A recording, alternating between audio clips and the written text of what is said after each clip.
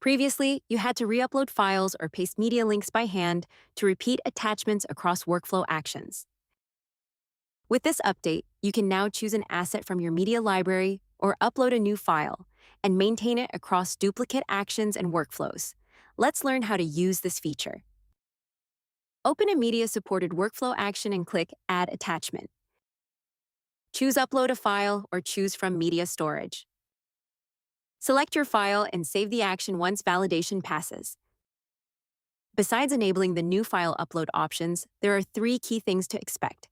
File type and size validation applies based on the action, with the metrics remaining unchanged, and unsupported or oversized files will show an inline error.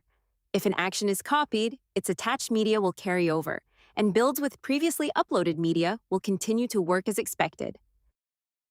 This removes the extra work of repeatedly uploading the same file or copying and pasting media URLs into each workflow action. We hope this makes your work easy and smooth. Enjoy it.